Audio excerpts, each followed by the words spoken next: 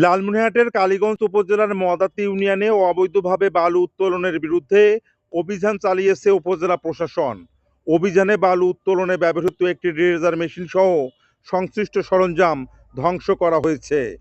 অভিযানের নেতৃত্ব দেন কালীগঞ্জ উপজেলা নির্বাহী অফিসার মোহাম্মদ সাইফুল ইসলাম। অভিযান চলাকালে অবৈধভাবে বালু উত্তোলনে ব্যবহৃত ড্রেজার মেশিন ও পাইপ সহ বিভিন্ন সরঞ্জাম নষ্ট করে দেওয়া হয়। অভিযান শেষে ড্রেজার মেশিন সহ পাইপ পুড়িয়ে দেওয়া হয়। স্থানীয়দের অভিযোগ, মদাতি ইউনিয়নের বিভিন্ন এলাকায় দীর্ঘদিন ধরে ড্রেজার মেশিনের মাধ্যমে অবৈধভাবে বালু উত্তোলন করে আসছে একটি চক্র। অবৈধভাবে বালু উত্তোলনের কারণে কৃষি জমি, বসতভিটা, রাস্তা ও পরিবেশের ওপর বিরূপ প্রভাব পড়ার আশঙ্কা করছে স্থানীয়রা।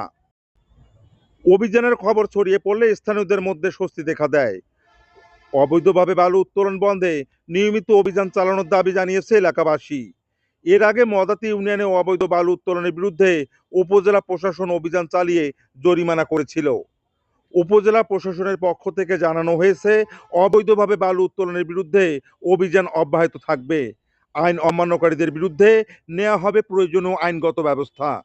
এলাকাবাসীর প্রত্যাশা, শুধু ড্রেজার মেশিন ধ্বংস নয়, অবৈধ বালু উত্তোলনের সঙ্গে জড়িত ব্যক্তি ও চক্রকে চিহ্নিত করে আইনের আওতায় আনা হবে। এ কে এম কায়সার আলম, লালমনিরহাট।